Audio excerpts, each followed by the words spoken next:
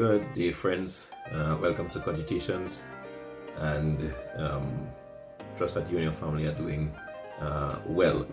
I want to get in today to discuss, why I believe that the scriptures is credible, right? Building on what I discussed the last time. Now, I use the word scriptures intentionally there as opposed to the Bible, because although they're used synonymously, right, they are different things, and I'll explain. Now, the in the Bible we find translation of scriptures that were in ancient texts. All right, so you have translations of the ancient texts that compiled that we now call the Bible. Now, the reason for the distinction is that what can oftentimes happen is that we begin to, as I mentioned in context the last time, we begin to have a mindset where we are looking at ancient concepts that were already named, that were already being discussed, that was already defined, and describing them with new language that was created to define other concepts.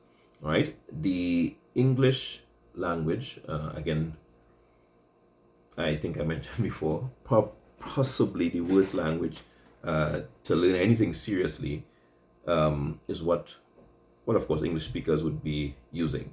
You'd be using texts or translations like the King James or your New King James, your NIV and what have you. But all these are English.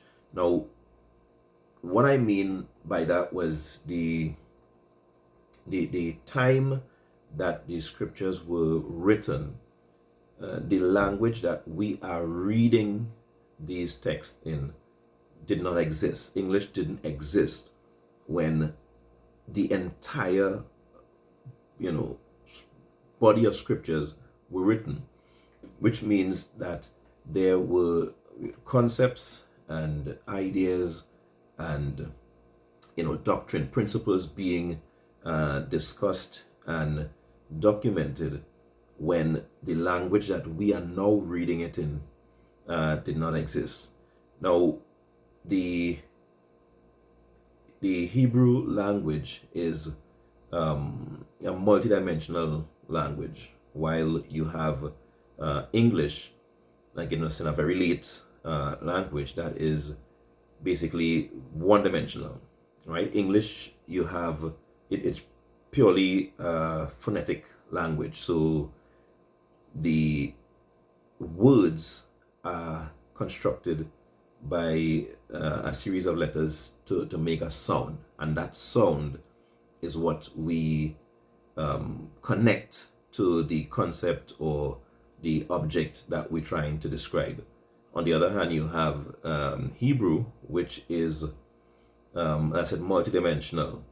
You have Hebrew being phonetic as well. You have it being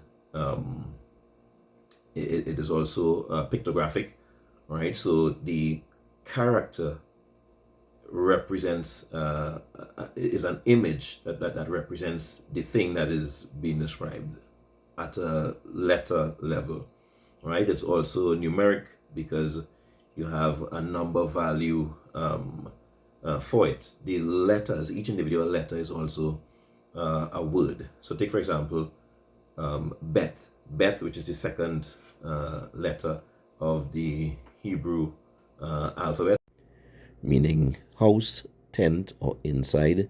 The phonetic sound is ba. The numeric value is 2. Yeah, so you have those dimensions to the language that was used, again, in a very rich sense to describe concepts that were being discussed in the scriptures. Now, when those concepts were being translated, they were translated using English words which already had or was, ascribed to describe different concepts. Now, I'm going to get into that as we go on, because there are a lot of serious and important words when it comes to our faith that we would recognize the ancient concept that was being described is not what the word we use in English is actually doing. And again, it leads to a lot of confusion, a lot of misunderstanding of what is actually being said, right? The reason, as I said, for me, I would give credibility to the scriptures is because of the verifiable truths. All right, there are some things that, based in the scriptures, that we will not know, right? Where Eden was, right? And again, if I don't know, I don't know. That, as I said sometime before, being able to accept that I don't have that knowledge leaves me open to seek, leaves me open to being able to discover that, right? But again, at this point in time, based on the information that we have, it's not, you have an idea, of course, but you can't say it was here, right? Put your finger on it, kind of thing. So being comfortable with that, you go on to be able to, as I said, seek those verifiable truths. One of these is how we measure time, right?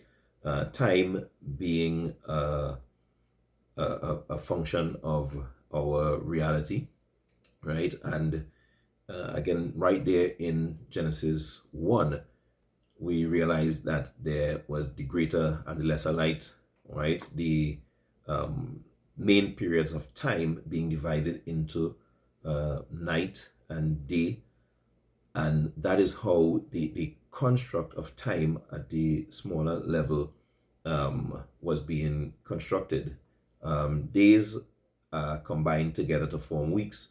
Weeks are combined together to form months. Months, years, and so on and so on. You get that?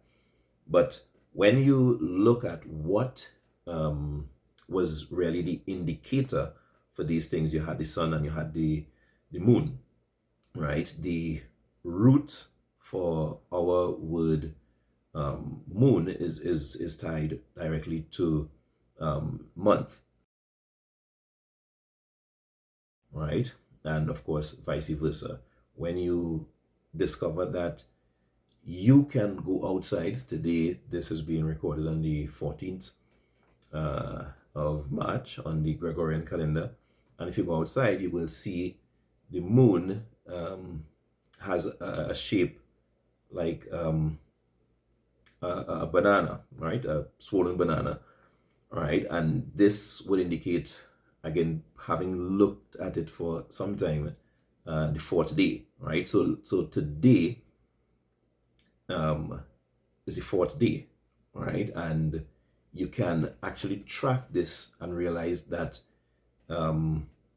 in 28 days, the moon actually goes fully dark, and then you have sometimes 1 day or 2 days in between before it begins to full again with light, with the smallest sliver of the moon, this small